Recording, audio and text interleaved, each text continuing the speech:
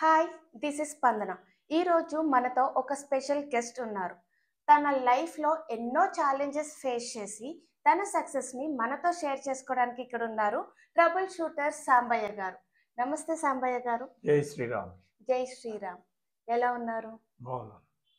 Sir, మీరు last ఎపిసోడ్‌లో మీ గురించి చాలా బాగా చెప్పారు. మీ లైఫ్ స్టైల్ ఏంటి, మీ బయోడేటా ఏంటి అన్నీ చెప్పారు.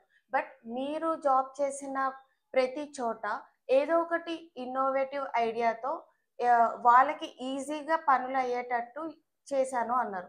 సో, వాటి గురించి మాకు కొంచెం డీటెయిల్డ్‌గా ఎక్స్‌ప్లెయిన్ చేస్తారా? తప్పనిసరిగా చేస్తాను.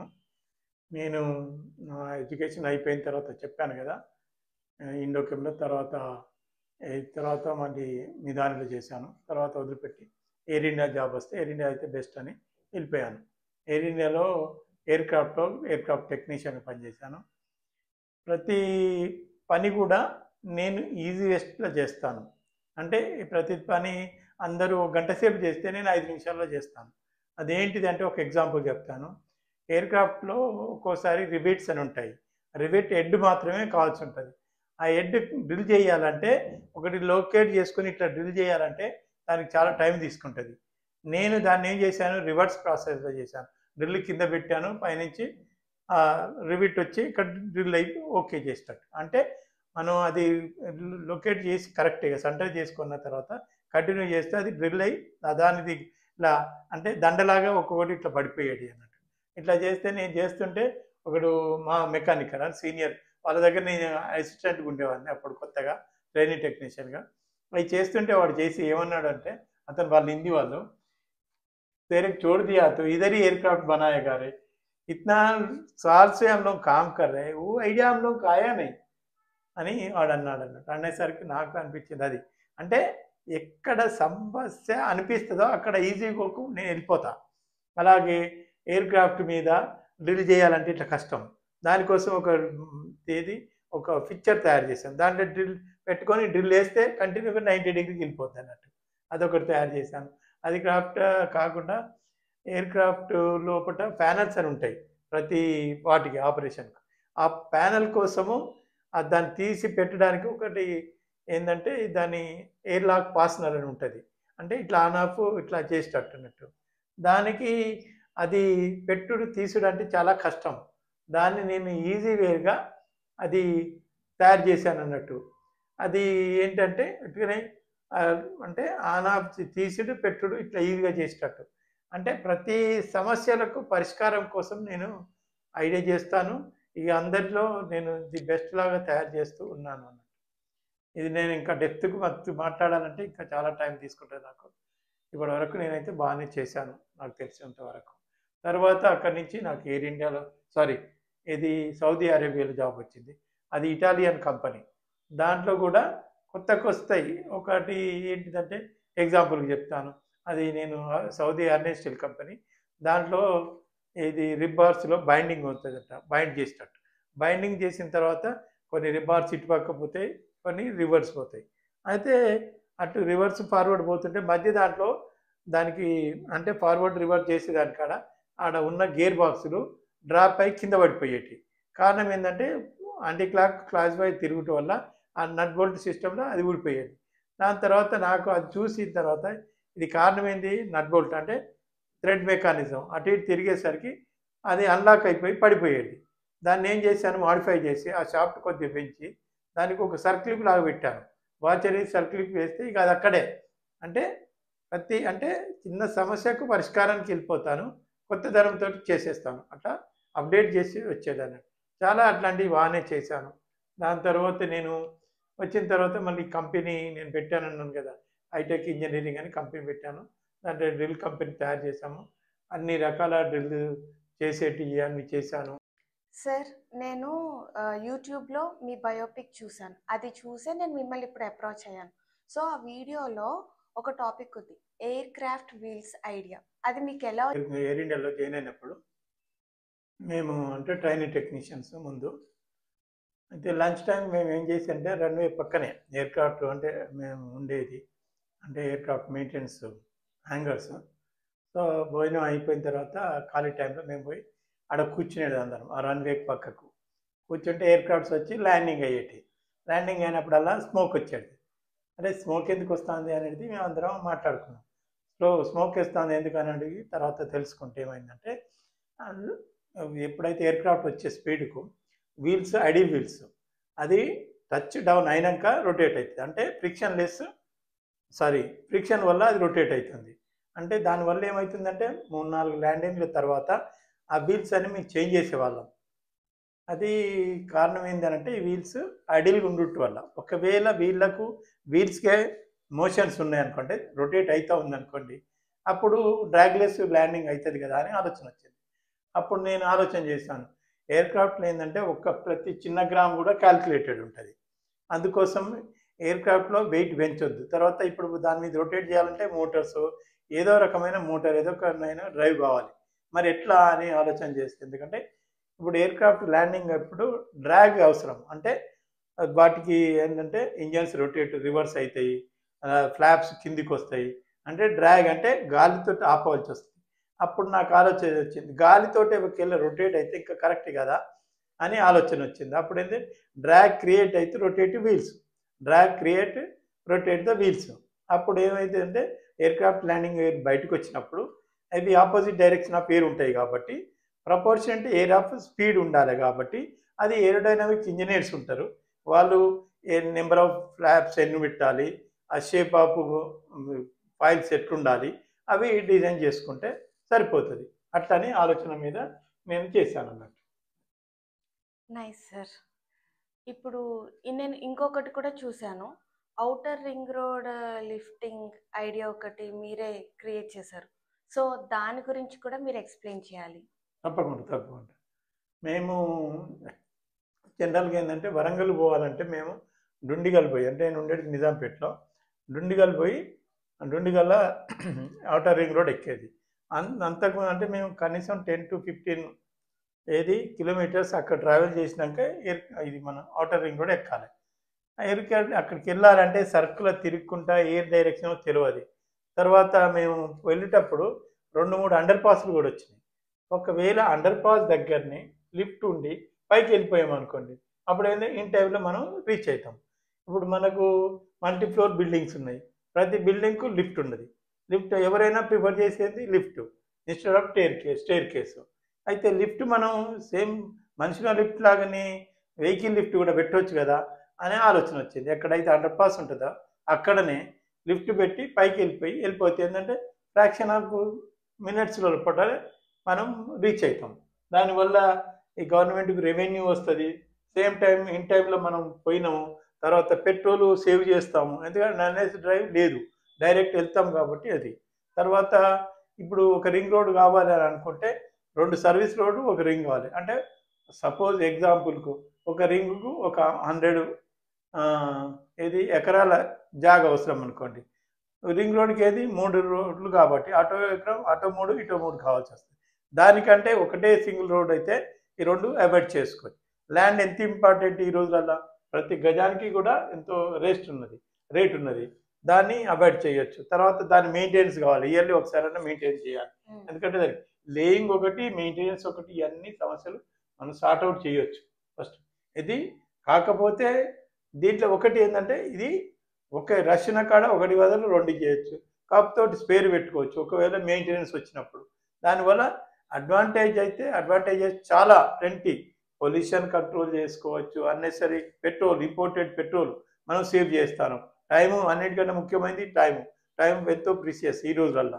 దాన్ని కూడా మనం కవర్ చేస్తాం. ఇన్ టైంలో మనం వెళ్ళిపోతుంది. దానివల్ల గవర్నమెంట్కి కూడా రెవెన్యూ పెరుగుతుంది. ఎందుకంటే సర్వీస్ రోడ్ల మీద రెవెన్యూ రాదు వాళ్ళకు. ఓన్లీ రింగ్ రోడ్ల మీదనే వస్తుంది. అట్లా కూడా అడ్వాంటేజెస్. అటువంటి ఆలోచన నాకు వచ్చింది అన్నట్టు. చాలా బాగుంది సార్. మీ ఐడియాస్, దాన్ని ఎగ్జిక్యూషన్ చేసే వే అంతా బాగుంది. ఇప్పటి వరకు మీరు జాబ్ చేసిన ప్లేసెస్లో ఇవన్నీ చేశారు. అలా కాకుండా ఇంకా క్రియేటివిటీగా ఏవైనా ఇన్నోవేటివ్గా మీరు చేశారా? మీ ఇన్నోవేషన్స్ ఏంటి? నేను చాలా చేశాను. ఫస్ట్ దాంట్కి ముఖ్యమైనది ఏంటంటే నేను ఎయిర్ ఇండియా జాబ్ చేసేటప్పుడు సెలవుల్లో ఇంటికి వచ్చాను. ఇంటికి వస్తే మా అమ్మ అది డ్రై కోకోనట్ కట్ చేసి తురిమి నాకు పౌడర్ వేయరానంటే మా భార్య పట్టుకున్నది. నేను దాన్ని గీకుతున్నాను. తర్వాత చెమటలు వస్తున్నాయి, ఇంత కష్టం కట్ స్కిప్ అయితే కట్ అవుతుంది కదా. అప్పుడు నేను మా అమ్మతో చెప్పాను, ఒకటి తయారు చేస్తాను, దానివల్ల నువ్వే చేస్తావు, నా హెల్ప్ అడగవు అనేది అది తయారు చేశాను. ఎయిర్ ఇండియాలో అవైలబిలిటీని బట్టి అంటే అక్కడ జరిగే ఏ, ఉన్న మెటీరియల్ తోటి ఒకటి తయారు చేశాను. తిప్పుతా ఉంటే కట్ అయ్యి కింద పెట్టాడు, స్ప్రింగ్ లోడెడ్ పెట్టాను, పైకి గంటప్పుడు అది పెట్టుకోవడం తిప్పడాను, దాని వీడియో మీకు చూపిస్తాను. తర్వాత ఇది దాని తర్వాత నాకు అంటే ఎక్కడ సమస్యలు వస్తే అక్కడ పరిష్కారం కోసం ఆలోచన చేస్తున్నాను. నాకు ఇప్పుడు ఇంకోటి దాని తర్వాత నాకు ఆలోచన వచ్చింది ఏంటంటే, మనము ప్రతి వాళ్ళు స్నానం చేసేటప్పుడు వీపు రాసుకోవడం అనేది కష్టమవుతుంది. వెనకకు మన చేతులు అందయి, ముందుకంతా రాసుకుంటాం కానీ వెనుకకు అందరు. వెనకకు ఏది చేస్తే బాగుంటుంది అని అంటే నేను అప్పుడు ఆలోచన వచ్చింది అన్నట్టు. ఒకటి స్క్రబ్బర్ తయారు చేశాను. ఆ స్క్రబ్బరు అంటే మనము దానికి సోప్ పెట్టుకునే ప్రొవిజన్ కూడా చేశాను. కాకపోతే ఇక్కడ శాంపుల్కి నేను చూపిస్తాను ఇలాంటివి అన్నట్టు.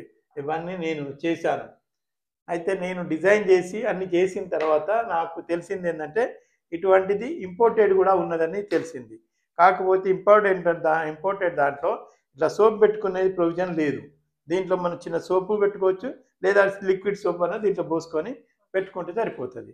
తర్వాత మంచిగా తర్వాత వరకు మొత్తం శరీరం మొత్తం కూడా ఇట్లా అనుకొని రుద్దుకుంటట్టు ఎట్లయినా వాడుకోవచ్చు.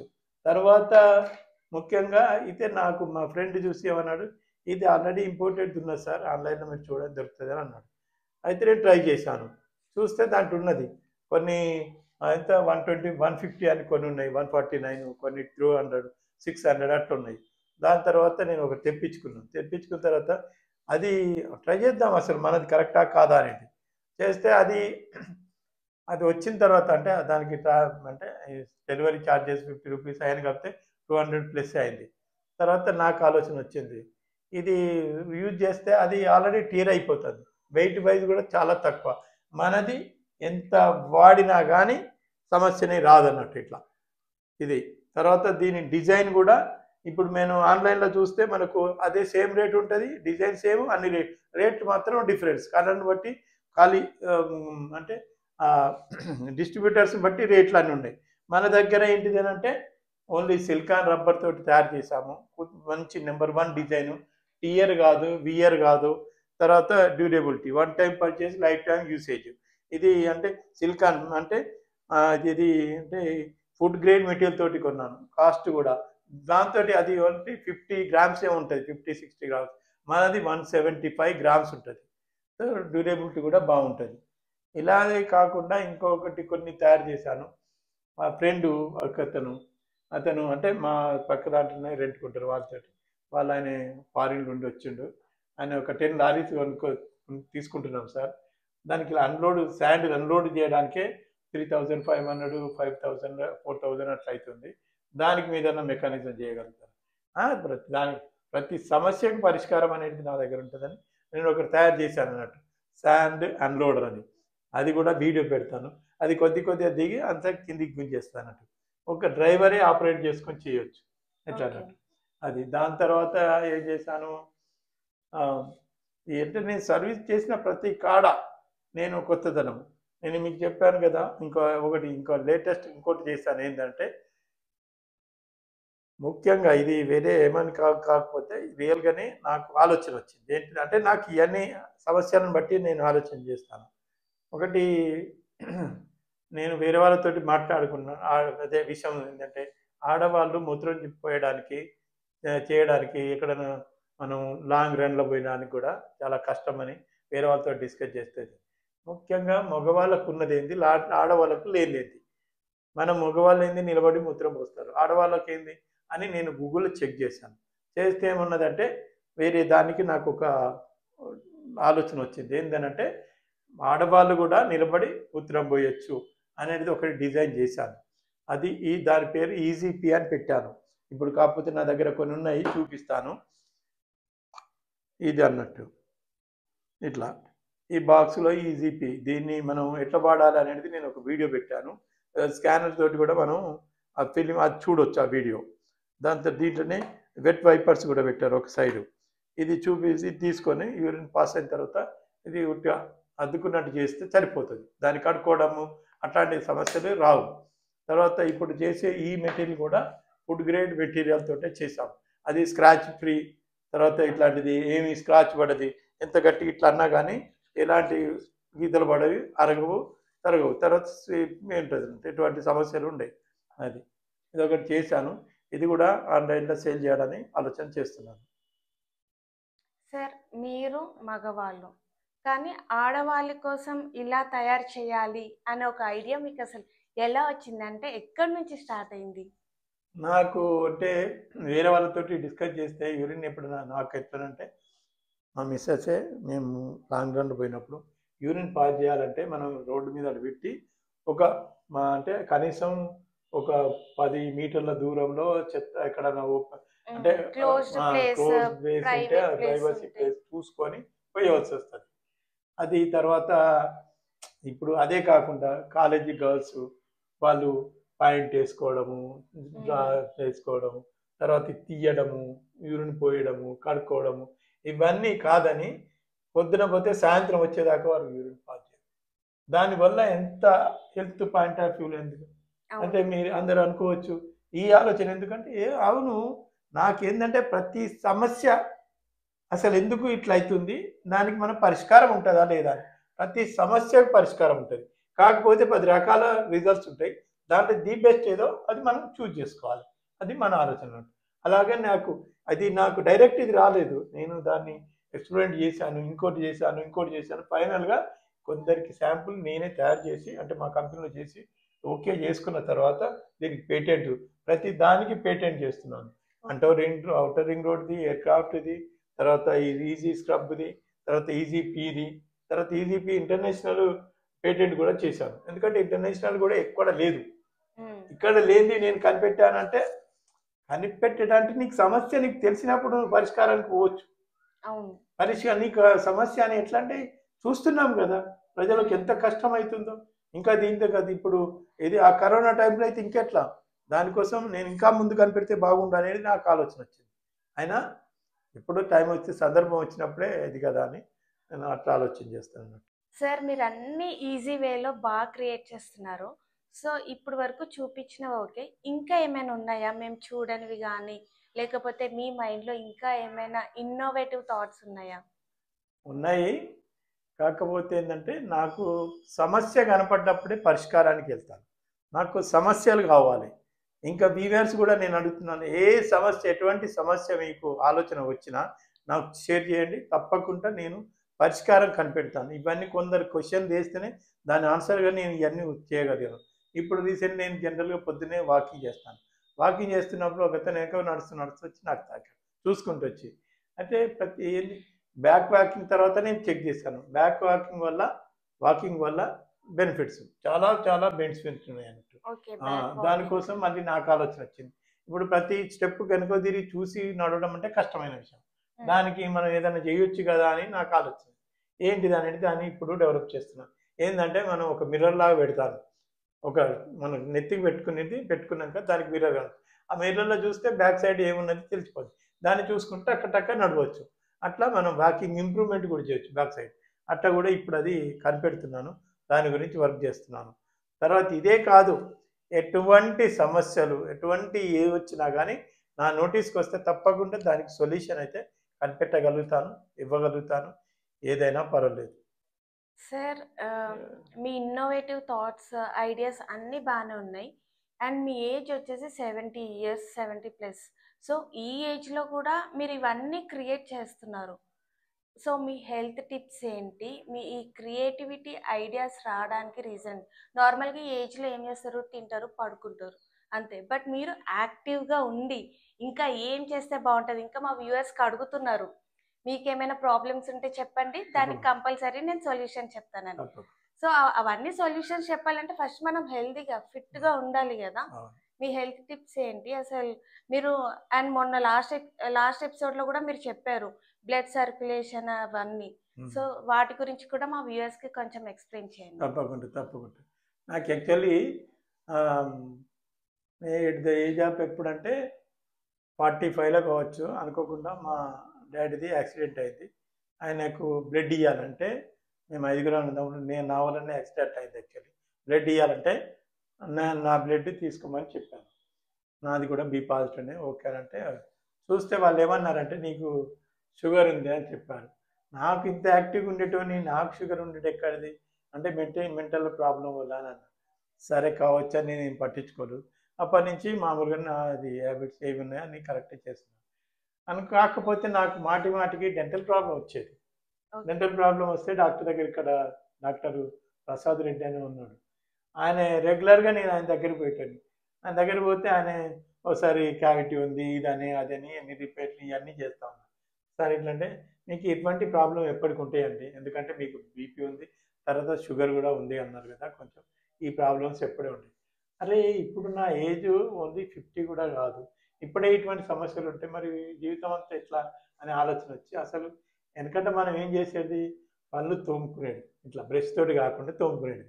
మరి అట్లా ఆలోచన చేస్తే ఆలోచనని నేనేం చేశానంటే బ్రష్ తోటి నార్మల్‌గా పేస్ట్ పెట్టుకొని ఏ పేస్ట్ అయినా, ఏ బ్రష్ అయినా పర్వాలేదు. కాకపోతే దాంతోటి ఇట్లా మనం బ్రష్ చేసుకున్నట్టు చేసుకొని తర్వాత గమ్ మసాజ్ చేయాలి. బయట 4 పక్కల, లోపట 4 పక్కల. నేను అది కూడా మీకు వీడియో పెడతాను. చూడండి. ఆలోచన చేయండి. చెయ్యండి. చేస్తే మీకు ఎక్కువ ఎంత 1 మినిట్, 1½ మినిట్ మనం రోజుకు 2 సార్లు పొద్దున, సాయంత్రం బ్రష్ చేసుకున్న తర్వాత గమ్ మసాజ్ చేస్తే డెంటల్ ప్రాబ్లమ్ రావు. ఇది నేను కరెక్ట్‌గా చెప్తున్నాను. లాస్ట్ 15 ఇయర్స్ నుంచి ఇది చేస్తున్నాను. ఆ తర్వాత నేను డాక్టర్ దగ్గరికి పోలేదు. నిజంగానే నేను డాక్టర్ దగ్గరికి పోలేదు. ఇది మీరందరూ కూడా వాడి దీంట్లో ఏమి అడిషనల్‌గా ఏమి లేదు. నేను ఈ పేస్ట్ వాడు, ఆ పేస్ట్ వాడు, ఇది కాదని నేనేం చెప్తలేను. నాకు ఈ అడ్వర్టైజ్‌మెంట్ కోసం కాదు. మీ హెల్త్ పాయింట్ ఆఫ్ వ్యూలో నేను ఆలోచన చేసి, నాకొచ్చిన ఆలోచన మీకు పంచుతున్నాను. దానివల్ల మొత్తము అందరికీ డెంటల్ ప్రాబ్లమ్ రాకుండా చూడాలని కోరిక. దాంట్లో ముఖ్యంగా నా కోరిక మరీ ఏంటిదంటే, దయచేసి వ్యూవర్స్ అందరికీ ఏంటంటే, మీరు పాటించండి. వీలైతే మీ ఫ్రెండ్స్‌కి ఎవరికైనా ముగ్గురికి షేర్ చేయండి. వాళ్ళని రిక్వెస్ట్ చేయమండి. మళ్ళా ముగ్గురికి షేర్ చేస్తారు. ఇలా చేయడం వల్ల ఏంటంటే, మన భారతదేశంలో ఏ డెంటల్ ప్రాబ్లమ్ తోటి ఏ మనిషి సఫర్ కాకుండా చూడవచ్చు. దయచేసి యాక్సిడెంటల్‌గా తప్పదది. యాక్సిడెంట్ అయితే ఏమి కాదు, చేయలేము. కాకపోతే నార్మల్‌గా జరిగేటివి కావద్దని ఆలోచన. అందుకే ఇది మీ ముందు పెట్టాను. మీరు పాటించండి. వీలైతే షేర్ చేయండి. సార్ మీరు చెప్పారు హెడ్ టు టో వరకు బ్లడ్ సర్క్యులేషన్ చేస్తున్నాను అన్నారు. అసలు అది ఎలా చేస్తారు మా వ్యూవర్స్‌కి చెప్పండి సార్. తప్పకుండా. ముఖ్యంగా ఏంటంటే, నేను ఒక వీడియో తయారు చేశాను. అది కూడా మీరు చూడండి. ఏంటిదంటే ఫస్ట్ టైం అంటే తల నుంచి పాదాల వరకు అన్ని అవయవాలకు బ్లడ్ సర్క్యులేషన్ చేయాలి. చేస్తే అప్పుడేంటంటే అవన్నీ యాక్టివ్ అవుతాయి. ఎట్లాగా మనం సెల్ చార్జ్ చేసుకుంటామో డైలీ, అలాగనే వాటికి కూడా మనం రీఛార్జింగ్ చేసినట్టుగా ఉంటే బాగుంటుందని నా ఆలోచన. అదొచ్చి నేను కంటిన్యూగా చేస్తున్నాను. అది ప్రతి వాళ్ళు హాఫ్ అన్ అవర్ అయితే ఉంటుంది కరెక్ట్‌గా. కాకపోతే నేనేంటంటే ప్రతిది మొదలుపెట్టే ముందు మన తల్లిదండ్రులని తలుచుకొని ఒక 4, 5 సార్లు రొటేషన్స్ చేయాలి. ఒక 5 సార్ టైము. అంటే చేస్తే అంటే మనము ఈ భూమి మీద ఉండడానికి కారణం మన తల్లిదండ్రులు. వాళ్ళని ముందు తలుచుకొని మనం చేయడం మంచిదని నేను ఆలోచన. ఎలాగైతే నేను వీడియోలు చేశానో, కళ్ళు ఒక 30 టైమ్స్, మేలులు 30 టైమ్స్, షోల్డర్స్ 30 టైమ్స్, నడుము కూడా 30 టైమ్స్, మోకాళ్ళు 30 టైమ్స్, ఇది అరికాళ్ళు 30 టైమ్స్. తర్వాత తల నుంచి పాదాల్లాగా అరికాళ్ళు, తర్వాత తల. ఇట్లాగా నేను చేసినట్టుగా ప్రతి అవయవానికి బ్లడ్ సర్క్యులేషన్ రాయడం కోసం చేశాను. అప్పుడేంటి అన్నీ యాక్టివ్‌గా ఉంటాయి. మనకు నాకు నిజంగానే చెప్తున్నాను, ఇప్పటివరకు తలనొప్పి గానీ, జ్వరం గానీ నాకు రాలేదు. కారణం ఏందంటే నేను చేసే ప్రతి పని. తిండిలో కూడా అతిగా ఏది ఆలోచన చేయను. ఏదున్నా గానీ తిన్నదానికి కడుపున తిని క్లోజ్ చేయడం ఆలోచన. కాకపోతే మన ఏజ్ ప్రకారం ఏజే కాదు, ప్రతి వాళ్ళు ఎన్నిసార్లు తిన్నామనేది ఇంపార్టెంట్ కాదు. ఎన్నిసార్లు మనం పాజ్ చేసినాం అనేది ఇంపార్టెంట్. అది కంపల్సరీగా 3, 4 సార్లు తిని ఒకసారి దొడ్డికి పోవడం కాదు.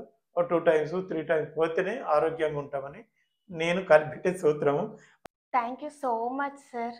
మీ ఇన్నోవేషన్స్ గురించి, మీ స్టోరీ గురించి మాతో షేర్ చేసుకున్నందుకు చాలా అంటే చాలా ఇన్స్పైరింగ్‌గా ఉంది.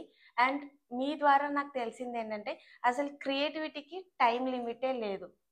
ఇది హ్మ్. అవును. Correct. So viewers, sir video చూసారు కదా! మీకు కూడా అర్థమైందా? ఏదైనా సరే మనం క్రియేటివిటీ చేస్తూనే ఉండాలి. మన బ్రెయిన్‌కి ఎంత క్రియేటివిటీ, నాలెడ్జ్ తీసుకొస్తే అన్ని ఇన్నోవేటివ్ ఐడియాస్ కూడా వస్తూ ఉంటాయి. సో సార్ వీడియో చూసి మీరు కూడా ఇన్స్పైర్ అయినట్టున్నారు. Thank you for watching.